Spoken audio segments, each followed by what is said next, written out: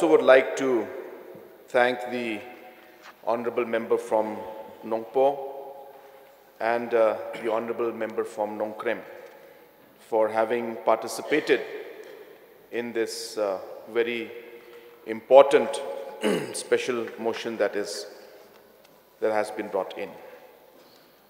Sir, I have a written reply out here, which is, of course, highly technical in nature, which I will touch on.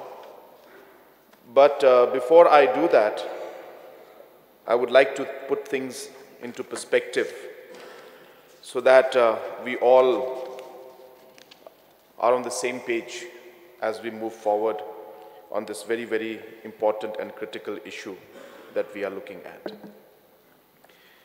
Sir, as has been rightly mentioned by many of the participants who participated today, that this is probably one of the most complex issues that our state has faced in the last 50 years. Apart from many other issues, the border issue has been one that has been very complicated and very difficult to resolve, and has been also politically a very sensitive issue. And hence we have seen that in the past many governments have tried to find some way forward in trying to come to some kind of a conclusion on this particular subject. Sir, I would like to remind the House that in the previous government, when we were there, and when we had discussed about this particular very important border issue, if you were to go back to my speech, which I gave in this House, I started my speech by thanking the past governments for all the work that they had done. I spent time to explain the contributions that had been made by the past governments. And my statement is in the record of this House, where I have mentioned that all the previous governments and all the previous chief ministers, in one way or the other, have contributed towards us being able to move towards a solution in this. So it would be incorrect for the members to say that we as a MDA are claiming that we are the only ones who have done this and that we are not giving any credit to the others. So that is not true at all. Maybe in political speeches outside, individuals could speak. If you were to pick up statements from every individual, party leaders, then we will not be able to come to the conclusion. You'll have to look at the speech of the head of the government and the speech that is given by the Chief Minister on the floor of the House, which should be the main statement and the position of the government. And therefore, in my speech, in those sessions that we had where we discussed about this issue, I very categorically had thanked the past governments and the past chief ministers for all the work and the contribution they had done to ensure that we were able to take this issue forward. Having said that, two things I would like to mention out here in this regard. Number one, many meetings took place in the past. I don't have the exact record right now with me of the number of meetings that took place between the chief ministers and the chief secretaries in the past 50 years. It is somewhere here in this document, but it's not coming in my memory right now. But a large number of meetings took place. And a lot of efforts were made, discussions were held, different committees were formed. But we saw that in spite of the efforts, there was a very, very challenging political situation in front of all the governments at that point in time. And the situation was, should we even take the risk of trying to find a real solution to this or not? That question lingers or comes to every government's mind. It's natural, sir, because this subject is so sensitive. And hence, in the large number of the meetings we saw in the past, the governments would end up having the meetings, discuss very important issues, no doubt, would bring out their points, would bring out the maps, and at the end of the day, the meeting would end with a decision that we will maintain status quo. And hence, this became a norm, and many times we saw that many governments ultimately would have meetings, have discussions, but there would not be a concrete conclusion to how we would actually end up resolving the boundary or the border dispute between the two states. And it is here that we as a government have mentioned many times in the press and here in the House also, that political will to be able to take this discussion forward to a conclusion is what the MDA government did in the past 5 years. The same questions came to our mind, Mr. Chairman, sir. The same questions came to our mind. The same risks we faced. Many political leaders told us, there is no need to go into this decision making because it will have political ramifications. But it required a very, very strong political will at that point in time to tell ourselves and the cabinet and all the government with us that there may be political risk and we may actually be not able to find a perfect solution.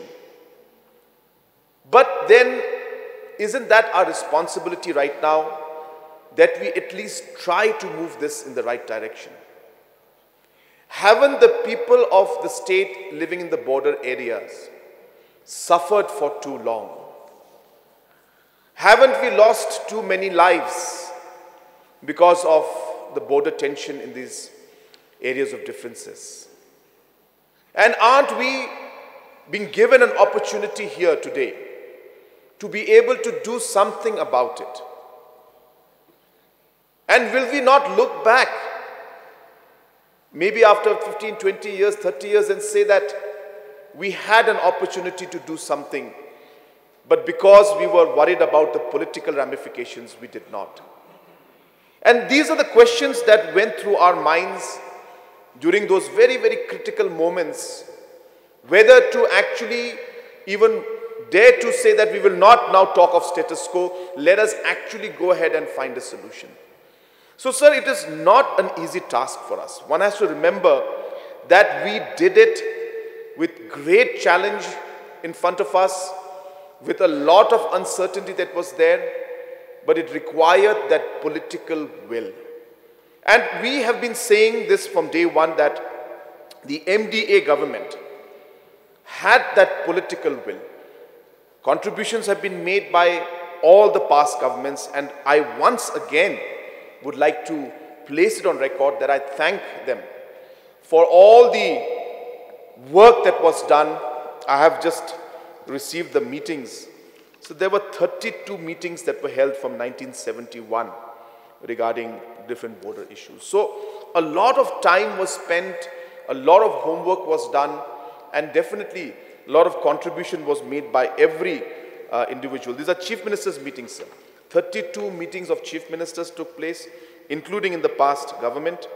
In fact, the past government, we had 1, 2, 3, 4, 5, 6, 7, 8, 9, 10 meetings out of these 32 meetings were held in the past government.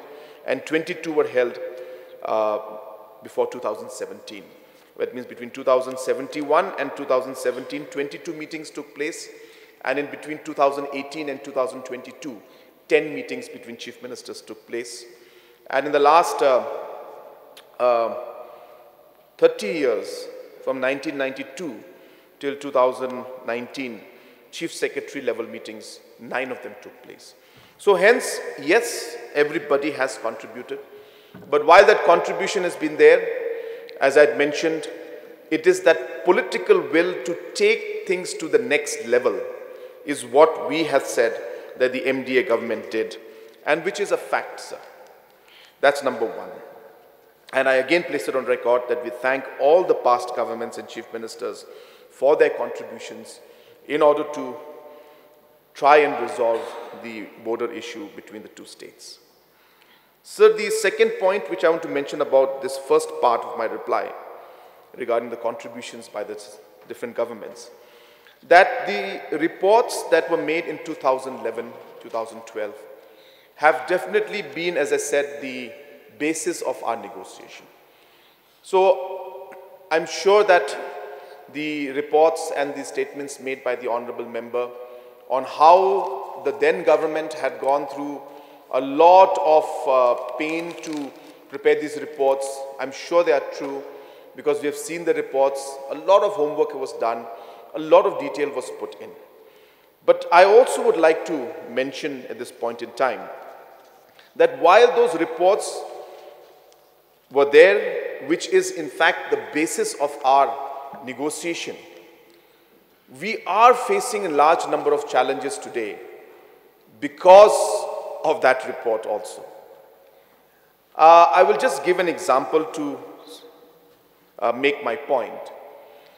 That when we had gone in the West Khasi Hills sector to discuss about the public hearing that had to take place.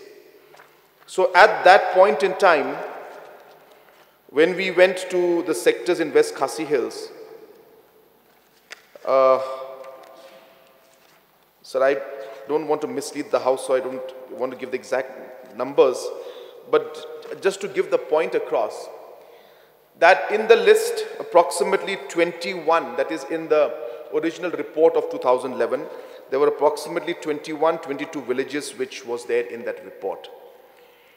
But when we went for the public hearing, people from 36 villages came, which means about 14, 15, 16 more villages came, which were not in the report. Some of them even way into the Assam border, which was not in the map which was given by Meghalaya as areas of differences. And hence, those villages which were not in the 2011 report, they also came in, and in the public hearing they said that they want to be with Meghalaya. And after the MOU, when we moved forward with things, those villages, some of those villages, were the ones who have created concerns and have expressed concerns that why they have been left out. So what I'm trying to tell you, sir, is that yes, the homework was done in 2011, but when we went for the negotiation in 2020, 21, when we started the discussions, because those villages which now want to be in Meghalaya were not in the 2011 report, it became a big difficulty for us to include. When we told Assam that, well, we should include these villages, Assam said the 2011 report does not include those villages that you're bringing in now. And hence, we cannot discuss on those villages. And they have a point.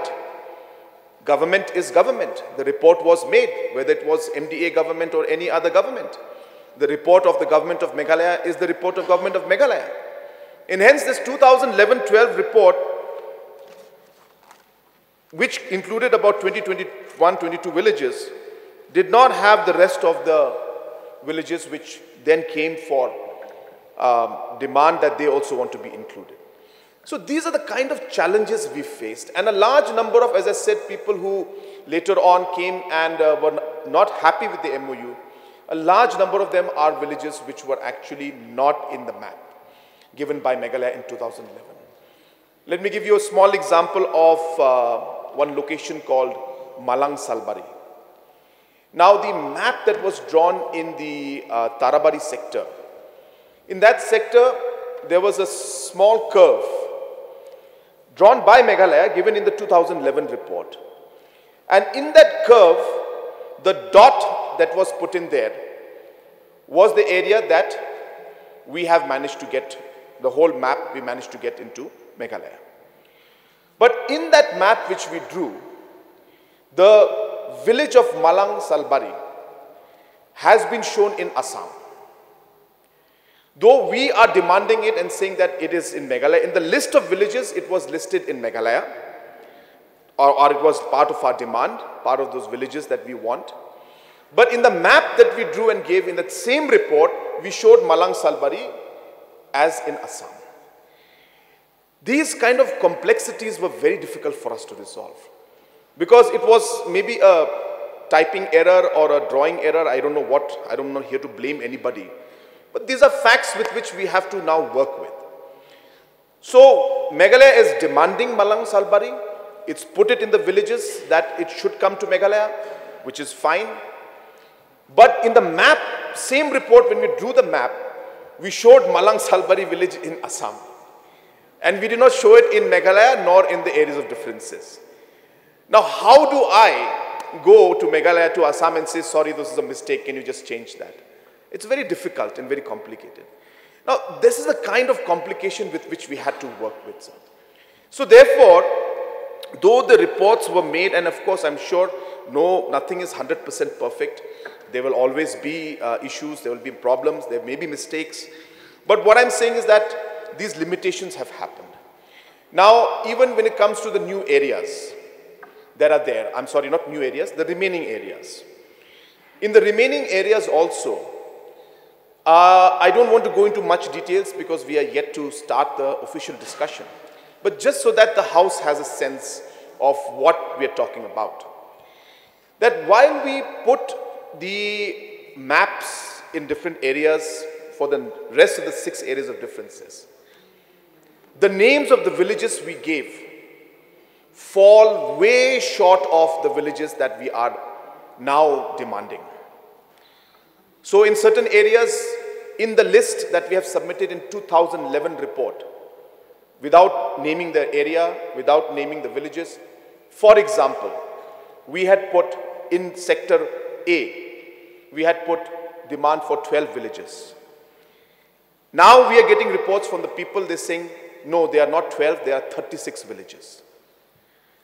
Now, where do we stand as a government when we have to now go and discuss with Assam, saying that now we increase it from 12 to 36. Now, I'm not saying that we can't do it. Well, we will negotiate, we will discuss. But I'm saying that the point where we are starting off, we're already starting off at a very difficult point. So we will still work, we will still fight for it. But these are the kind of challenges that we are working with. That now the 2011-12 report is the basis on which we are negotiating. But the list out there misses out many villages which people are now saying that we also want to be in Meghalaya. So these kind of challenges with which we are working. So yes, the past governments have done their work, but it has also created a bit of complication for us now and kind of made our discussions and negotiations a bit harder than what it would have been if the slate was clean, or maybe if all the villages were included which the people are demanding. So these kind of instances happen, these kind of challenges happen. But as I said, it's a complex problem. And sir, I want to repeat myself, I'm not here to blame anybody. Blaming does not help at all. It is not healthy also, and as mentioned by the honorable member from Nongpo, this is a problem where we need to work together. So blaming will not help at all. But I need to put the facts on the table so that the members understand that we are starting from this point. It's not with the point to justify anything, neither is it my desire to blame any past government for it, but I have to mention the facts because this is really what the problem is. And hence we are facing numerous challenges, as I said, because the reports that were created, which is a lot of work went in, but the factual at the grassroots level is slightly different from the reports, and that has created a very complex situation for us. Does that mean that we are not going to fight for it? Absolutely not. We will fight, but as I said, we are in a situation which has made things slightly more complicated than it could have been if we had put in all the details. So coming to the discussion on the MOU that was signed and why we decided on how we to move forward in. So sir, in the first instance, when we decided to go ahead with 6 areas, again a lot of people questioned, why are we going for 6 areas? Why not 7? Why not 10? Why these 6? Why not the other 6? Sir, it could have been any way. We could have gone for 7 also, we could have gone for 8 also, we could have gone for different areas also, but we had to make a decision. So therefore, again, I always mention this in all my speeches because I've seen that it is always one of the most difficult parts as a leader and as the head of the government. It's the decision making which is what is expected of you. And hence, we have to look at all the aspects, plus, minus, past, future, present, look at all the stakeholders, look at all the facts that could impact this decision, and then decide on what would be the best course of action. It will not be the perfect one, but how do we minimize the risk? How do we minimize the fallouts? How do we minimize the different damages, but yet be able to move forward in a positive way so that we can at least start the process rolling? And that's why after a lot of detailed thinking and consultation and discussion with our stakeholders as well as with the other side, the Assam government, we had, as I said, you've seen, sir, this official meetings that I've mentioned and I mentioned in my speech, that we had 10 meetings officially in the last 5 years. So the last 40 years, or rather last 45 years, saw 22 meetings of chief ministers from both sides. But in the last 5 years, we had 10 meetings in the last 5 years alone. And these are official meetings, sir. I'm not counting the unofficial meetings that the Honorable Chief Minister of Assam and myself had multiple times to discuss this issue. And if I were to add all of that, maybe we would have close to about 30, 40 meetings we would had, and hundreds of phone calls and conversations on the telephone. So that is the kind of effort that went into all of this. And ultimately we decided that let us start off with relatively simpler and smaller areas. None of the areas are simple, all are complicated, all are sensitive, but we need to start somewhere. And hence we decided that let us go with the smaller ones and the ones that looked to be slightly easier to work towards. And hence the process of 6 areas of differences and the discussion started, sir. Sir, once we did that, we realized that sitting in Shillong is not the way to find a solution to this. This is something that requires us to understand the problem at the grassroots level. And we also realized the second part is that this is not a decision that we can take by sticking to our positions. This is not a decision that we can take by sticking to our maps and reports. And hence we decided that it may be important for us that we need to think in a different way and bring in different factors to be able to help us resolve this issue. If we stick to our positions, then these talks will go on for another 100 years and we will not reach a conclusion. And hence, can we look at the positions in a different manner? Can we bring in other factors that would help us resolve it? And could we go to the grassroots level to really find out what the problem is and what the people want to be able to take this forward? And that thought process then finally led us to coming to the point that we must go to the people. Because ultimately it is about the people. It is about what the people want. And therefore, if we were to stick with our maps, well, I can show 2 maps, and then Assam would come out with 10 maps. Assam would come out with 1 report, and I would come out with 10 reports. So if this was the way forward, we realized that we may not be able to come to a conclusion. So while the maps and the reports and the past records are important, historical facts are important, we needed to also broaden our approach to the entire process. And hence, the different aspects we realize, most importantly, that the people's will is very crucial. And we unofficially discussed this with my Assam counterpart, where we said that even if today Assam or Meghalaya says that this village is going to be in Meghalaya, and if the people of that village do not want to be in Assam or in Meghalaya, can we force them? Can we tell them, no, you have to be in Meghalaya or you have to be in Assam? Even to that level, the Honorable Chief Minister of Assam and myself discussed that we need to realize that while we are here as two governments, we are not two different countries. We are very much part of India. And yes, within this, our Indian, the boundary of India, we have concerns and we have differences. How can we amicably find a solution and resolve this issue while realizing that the people of the border areas have suffered for too long, and this kind of an issue cannot go on forever?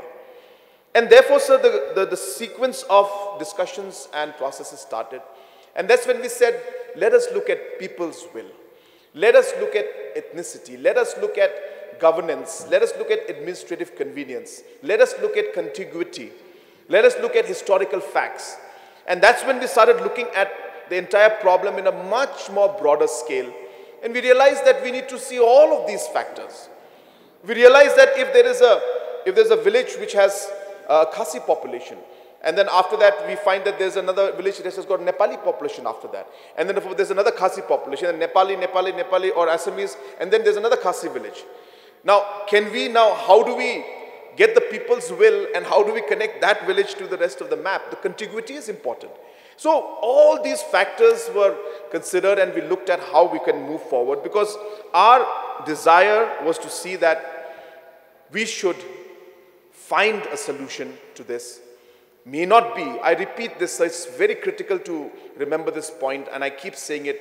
You must have heard me say it a million times in many situations, that we will never ever be able to find a perfect solution. It is not possible in a complex situation like this. But we need to find the best possible solution.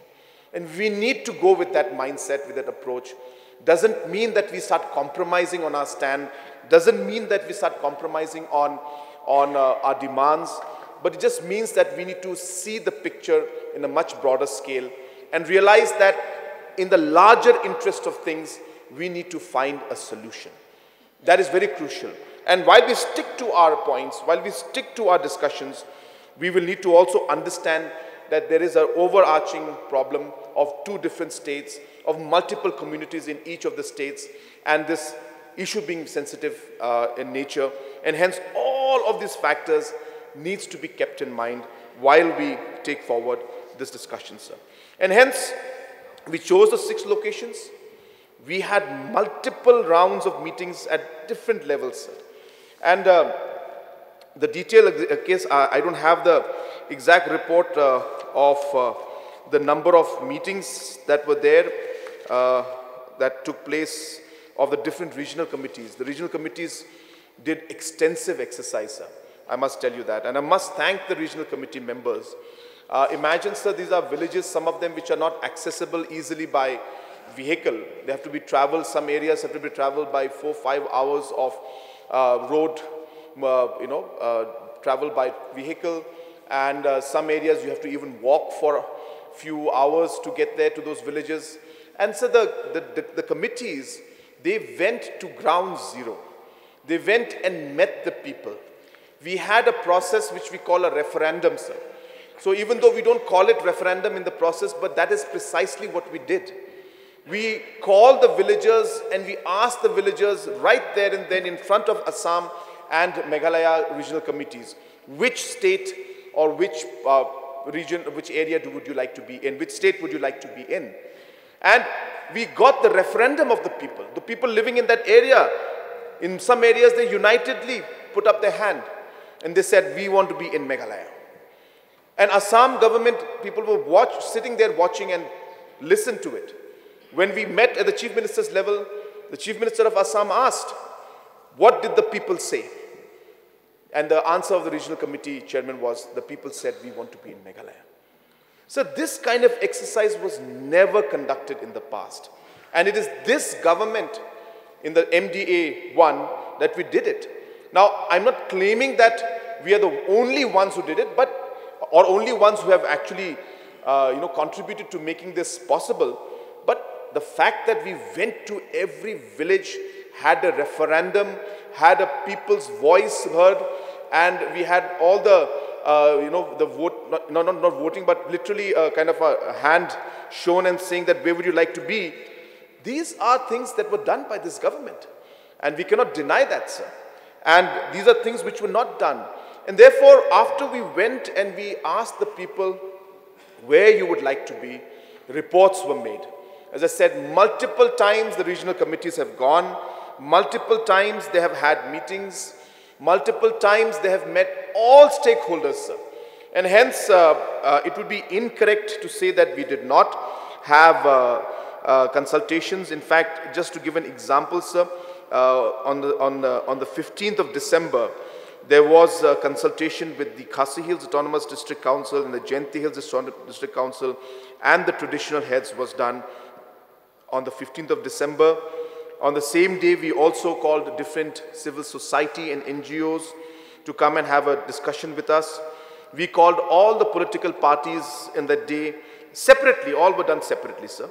But we called all of them and we had consultation on these issues, and we received different memorandums and documents from them. Again, on the 23rd of February, we had a meeting with the NGOs and the civil society to discuss these details. Again, on the 7th of March, we had a meeting with the political parties, and all party meetings were called, and we briefed them about the boundary issue and took the suggestions from them. Hence, a wide-scale consultation was done. So it would be incorrect to say that we did not consult people.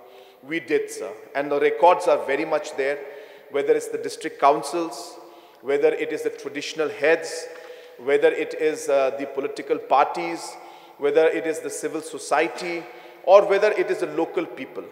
Every stakeholder was consulted. Now, if consultation means that we have to agree to all the recommendations and suggestions given by them, then that's a different story, sir. I must say that obviously we could not agree, or we could not get all the suggestions made by different stakeholders. We could not get those facts or points through. But that is the nature of these kind of discussions and solutions that we work for. We'll not be able to satisfy every single demand that is there. But as I said, in the larger interest of the people living in the border area, we realized that we had to move forward, sir. And that is why, after deep consultation with many, many stakeholders, which was done in many, many occasions, including, as I said, the visits being made by the regional committees to the ground zero and meeting people and actually discussing with them, these different stands and decisions were taken, sir. So coming to the MOU specifically of the first 6 areas of differences. Sir, as rightly mentioned by the honorable member who was talking about the fact that whether this MOU will stand ground or not. So this is precisely the point. This is a memorandum of understanding at the highest level between the two states in the presence of the Home Minister. And therefore, obviously, this memorandum of understanding will now be put into executive order in different areas, and the necessary procedures that are there which need to be followed will be followed at the leadership level, especially when it's at the highest level of the government, in the states and at the center. This is what the procedure is. We followed, we signed an MOU, and based on this, now at different levels, the surveys are being done. Some areas, the surveys are going slower. Some areas, there were certain complaints. Some areas, the survey is going on as per plan. And these are challenges which we will see in a complex situation like this, where, the border issues are concerned, sir. So second thing about the MOU is, was mentioned that this entire issue of give and take, which was mentioned by the honorable member. Sir, we don't want to use the word give and take in the sense that is it that we're just giving and we're taking from people. You could use whatever nomenclature that you would like to. But from my point of view, the way I see it is that we have to find the solution keeping in the larger interest of the people in mind. And therefore, in that solution that we are discussing, we have to put down certain principles. Now, if I put down a principle saying that the people's will is important, and I apply that principle to, say, village A, and suddenly we go to village B, and then suddenly that principle is not working for me in village B, I cannot say, no, this principle will not apply anymore. I have to apply the same principle which I applied in village A to village B, because that's the nature of finding solutions. So therefore, in those situations, we applied a principle where we said, let us go with the people's will. Let us try to understand what the people want. And sir, if you look at that situation, since the honorable member left them out, I'd like to bring to your notice the Tarabari sector, which had 4.69 square kilometers. So the result of the MOU was Meghalaya got 4.69 square kilometers and Assam got 0. I'll repeat, sir. Meghalaya got 4.69 square kilometers and Assam got 0. If you look at the Hahim sector, where 3.51 square kilometers were there, Meghalaya got 3.21 and Assam got 0.3 square kilometers. Now, it's just to bring things into perspective, because honorable member was saying in Gizang, these areas were there where the reserve forest went through. But there are other areas in which 99% of these areas, and in case of Tarabari, 100% came to Meghalaya. And let me also share with you, sir, Tarabari sector and area was a sector which was completely under administrative control of Assam. Completely. The schools were being run by Assam. The power was being supplied by Assam. All the different government schemes were being done by Assam. All the different programs were being done by Assam. Meghalaya had no administrative presence in that area. But it was an area of difference. What made government of Assam agree to give this is the people's will. The people, when they were asked in Tarabari sector, which state would you like to be in? They said, we want to be in Meghalaya. And even though that area was under the control and administrative jurisdiction of Assam, the Assam government agreed on giving this entire sector to us because the people of that area said that we want to be with Meghalaya. This is the principle on which we moved forward.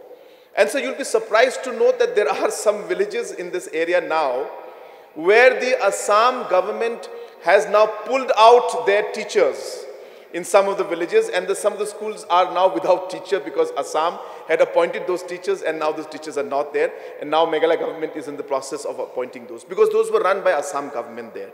My point being, sir, there is a matter of principle, and you apply the principle in one area, we have to apply it throughout.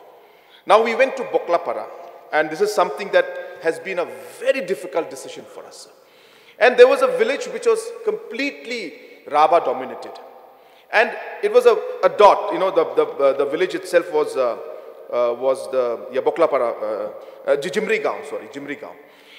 And in this Jimri Gaon area and this area of, so Jimri Gaon and Lingkung area, which had a large population of Rabas. Now they had mentioned at that point in time that the Rabas would like to be in Assam. Now, as I said, sir, these are 1 or 2 villages that are there. Because out of the total number of close to 36 villages, Meghalaya was able to get 31 villages to agree to come to Meghalaya. That's a large number, sir. We have to realize that. And it's all based on the people's will. And hence, when we applied this principle, it was not correct and not possible for Meghalaya to say, well, this principle will apply in this place because it suits us, but it will not apply in this place because it doesn't suit us. That is not how discussions take place. We have to focus on a principle and move towards it because we felt that that may be the best principle and the foundation on which we'll be able to actually find the most practical and best solution that we can think of. And hence, this entire process started, sir, and the different MOUs that we signed in these different locations was based on this principle, majority, on the principle of people's will. And the people of majority of these areas decided to come to Meghalaya. Now in Gizang area, there are places called Amangao is there, then Gohani Mara is there, and Malsapara is there, sir. Now, if you look at the map of Gizang, and you look at from south to north, it's almost like a rectangle, sir. If you look at Gizang, because since the Honorable Member mentioned that large forest area went in, the Amangao and Gohani Mara villages are towards the south-north of Gizang sector. And there is Malsapara area, which is right at the top of the south. And in between comes a large Gizang Reserve Forest, which has been under the administrative control of Assam, sir. When we asked the people of Amangao and Gohani Mara, the people there said, we want to be with Meghalaya. When the whole committees went and they asked in Malsapara area, which side you would like to be? In that particular meeting, the people of Malsapara said that we would like to be in Assam.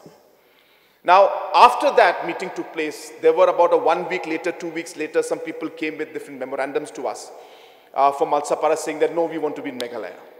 Now, when we brought this to the notice of the committee and the Chief Minister's level meeting, then they started also getting documents from Tarabari sector by people signing them and saying, no, we want to be with Assam. So hence the entire exercise of conducting the referendum and people's voice was becoming obsolete. And hence we had to then stick to the original visits of the committees and what the people in those meetings said. And hence we came to the conclusion that Malsapara area, though they gave us a memorandum later on, but in the meeting, they all voted and they said, and raised their hands and they said that we want to be in Assam.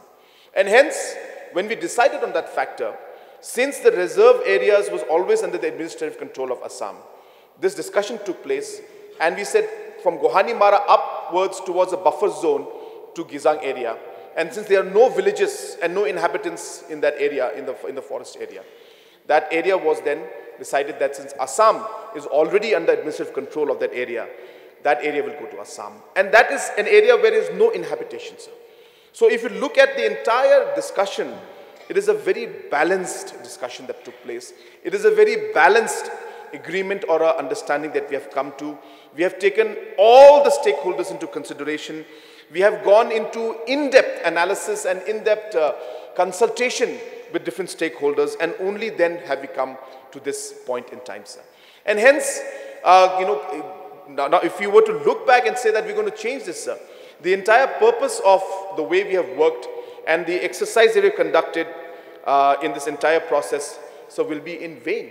And we realize that if you look at all the decisions that were made, it has been done keeping in mind the best interest of the people of the border area. And hence, sir, we are very clear that we will be sticking to this MOU. We are very clear that we will be going ahead with the discussions.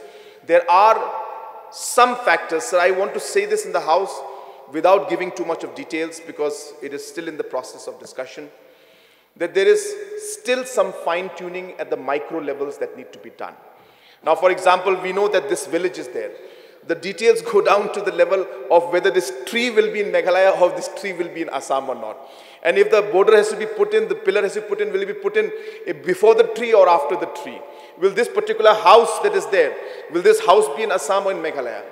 That kind of micro detail discussion and survey is going on as we speak. And hence, the process still requires a lot of fine-tuning to be done because of the fact that the micro details and positions in certain areas is very, very complicated still. But as I said, the overall understanding that we have reached is a huge milestone, sir. It's a huge confidence-building exercise.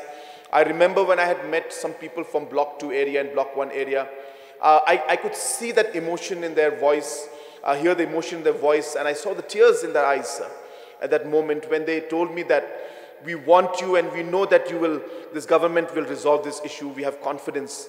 And that is a kind of emotion today, sir, that is going on. People have a sense of faith and confidence and belief that finally things are happening. And keeping in mind the people, the suffering that they're going through, sir, it is the duty of each and every person here in this room to to resolve an issue like this, which has been pending for so many years, sir. Sir, coming to the new areas, I keep saying new, sir. The remaining 6 areas, there is no new areas, the remaining 6 areas that are there. Sir, after the swearing in and formation of this government, I had made a visit to Delhi, as you're aware, and I had met everybody from the Honorable President to Honorable Vice President, Prime Minister, Home Minister, and many other leaders in Delhi. And during my course of discussion at different levels, the discussion about the border issue had also come out.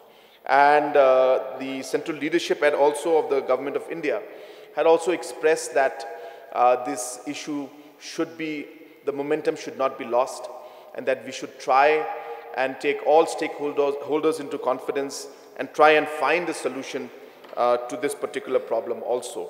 And hence, sir, I am happy to inform the House that we have reconstituted the committees because of the change after the election. There were some members who did not win in the election, and certain positions changed, and hence we have now reconstituted the committees.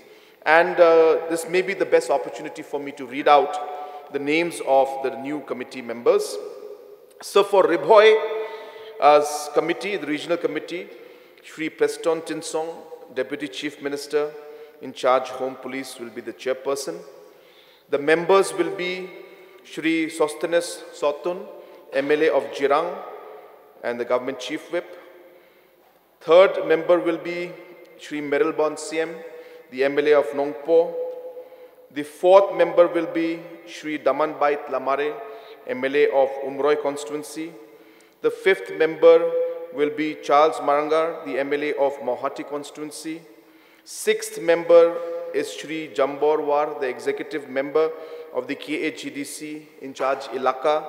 And number 7, the Deputy Commissioner Ribhoi will be the member convener. So West Khasi Hills, the reconstituted committee will be as follows. Shri Paul Lingdo, Minister in charge Social Welfare, will be the chairperson. Shri R.L. Tonkar, MLA Makurwat, will be member. Shri Methodius Dakar, MLA Moshundut, will be member. Shri Remington Gabal Momin, MLA Ramrai Janangam constituency, will be member. Shri Jigur Marthong, Deputy CEM of KHADC, will be a member. Shri Banjop Pinrop, MDC of Ramrai Janangam KHADC, will be a member. And Deputy Commissioner of West Khasi Hills will be the member convener. For West Jente Hills, Shri Snowbalang Dhar, Deputy Chief Minister in charge Urban Affairs, etc., will be the chairperson. Number 2, Shri Kamingwon Umbon, Minister Food and Civil Supplies, will be a member. Number 3, Shri Lakmen Rumbui, MLA of Amlarem constituency, will be a member. 4, Shri Nujurki Sungo, MLA of Mokayo constituency, will be a member. 5, Shri Thombor Shivat, CEM of Jente Hills Autonomous District Council, will be a member. 6, Shri Aiborlang Shadap, the MDC of Boroto Mukro of Jente Hills Autonomous District Council, will be a member. And number 7, the Deputy Commissioner of West Jente Hills will be the member convener, sir. Hence, the committees have now been reconstituted. This was done about a week back, and the notification was out a week back. But I thought that it's good that I will mention it now on the floor of the House. This may be the best time to share it with everyone.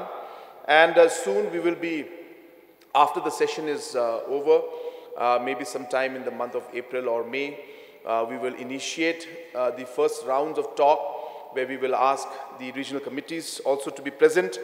And post that, as has been done before, we will ensure that detailed and deep consultations take place with different stakeholders, and meetings take place at the grassroots level in ground zero to really understand all the points and the concerns of the people living in those areas, and also obviously of all the stakeholders like the district council and the traditional heads and the different civil society and all other stakeholders concerned. We will take them into confidence and do deep consultation before we decide on how to move forward. And while I say that, sir, I have to admit that it is indeed a very, very complex situation. And it is not going to be so easy for us to be able to find a solution that is going to be a 100% acceptable solution to all. But I would like to appeal to everyone in this house today, and also the people of the state and all the other stakeholders who are involved out here, that let us keep the larger picture in mind. Situations and solutions and problems like this cannot be resolved if we keep sticking to our positions and keep sticking to our point and not realizing that maybe if we were to just take one step to the right or one step to the left, our vision and our view may change of the things, and in the larger interest of finding a solution, that we may need to understand that we may need to look at different ways of solving this problem. It's very important that we go with the right mindset into this discussion. If we go with a negative mindset, if we go with a mindset that we will not listen to anybody, that we will not move an inch, that we will not agree to anything that the other side says. If the other side said yes, then we will say no. If they say no, then we will say yes. Then we will not be able to find a solution ever to this complex problem. So hence we must go with an open mind, sticking to our demands, ensuring that we don't compromise on the basic principles and the interests of our people. That should be the basis of our discussions. And I don't want to use the word deal, that this deal is good or this deal is bad. It is not a deal, sir. We're not trying to deal with somebody and we're going to say that, okay, you take this, I take this. That's not our point. Our point here is, sir, the word I would like to use, and the best word that we can use is, what is the solution? We are here to find a solution. How do we do it? By ensuring that we maintain the interest of the different stakeholders. How do we ensure that we stick to our demands and our position in whatever way possible, and yet we're able to find a solution to this by keeping the larger interests in mind. Sir, I've always gone through this very important point and a guiding factor that was taught to me a long time back when I was taking some classes I was remembering in my college days. And there was a teaching on a class on negotiations. And they taught us the basics about negotiations. And they told us that negotiation can never be from a point of position. And when I say that, I would like to just bring this to the house so that people can understand and appreciate where we're coming from. When we say position, sir, then we are sticking to one particular demand of ours.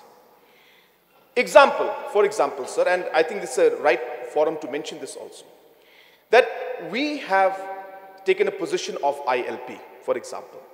And our discussion has been that we demand ILP. Now, that's a position that we take.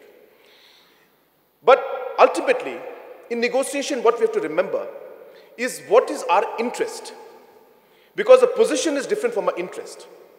Because at the end of the day, the interest of our people and the state is to protect our identity, is to protect our people, is to ensure that issues like influx are controlled.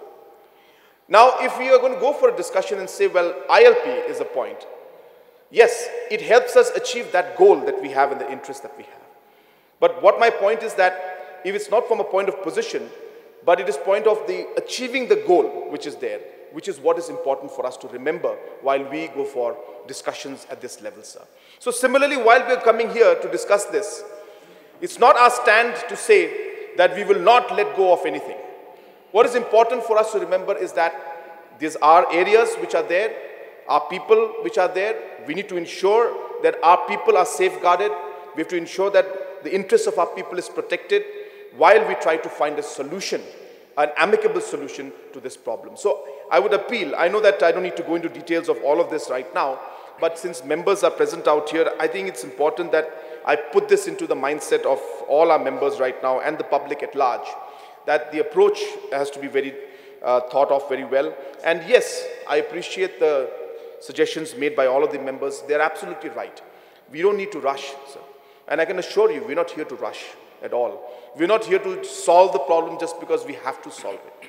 Obviously, sir, we're not going to compromise on certain stands that we have.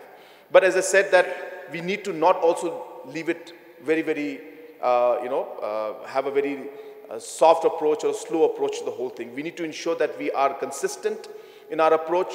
We move forward in a positive manner, and we go with a mindset to find a solution, keeping the larger interests of the people and the state at mind. And therefore, we will do deep consultation. I assure the House, I assure the members that we will coordinate with all the stakeholders. Some of the members, in fact, the mover of the member had mentioned that the local MLAs and MDCs should be part of the committee. I'm sure that he is satisfied that he is very much part of this committee. And it's not that I'm saying it now because he said it. This notification came out a week back. So you're already part of the committee, but the notification had not reached you.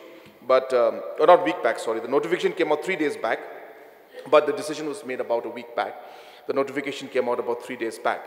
So this was already done before you even mentioned this in the House. You're already part of the committee, and so are the other local MDCs also. And we have not left out the district councils, as we had earlier mentioned.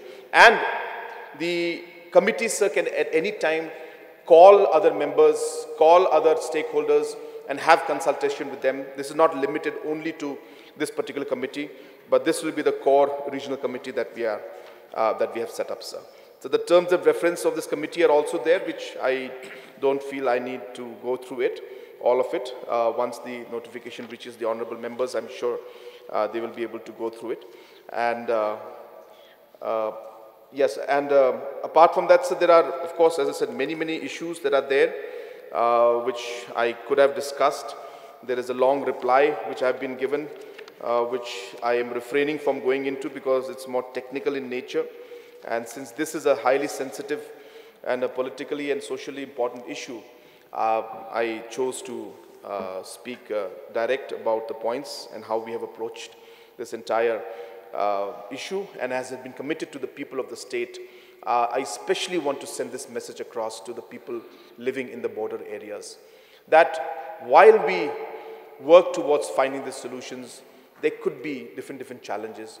But let me assure them that as a government, we are going to ensure that sufficient manpower is there, sufficient infrastructure in terms of our forces are there in these different areas of differences, so that the confidence level and the safety level of our people is maintained.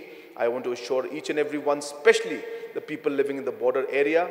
And number two, I also want to share with you that we are in constant touch with our counterparts. I am in constant touch with Assam Chief Minister.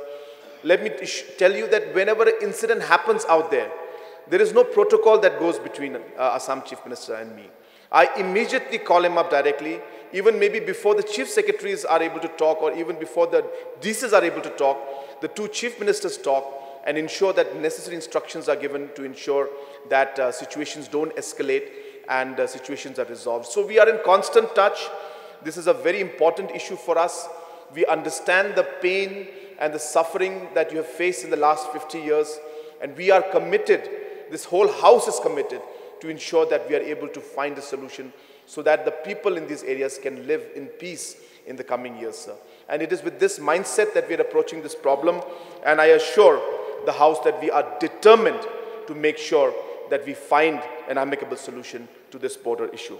So with these few words, sir, I once again thank the honorable member for bringing out this very, very important issue and giving me an opportunity to clarify on a large number of issues. And with these few words and clarifications, sir, I would like to resume my seat. Thank you very much, sir.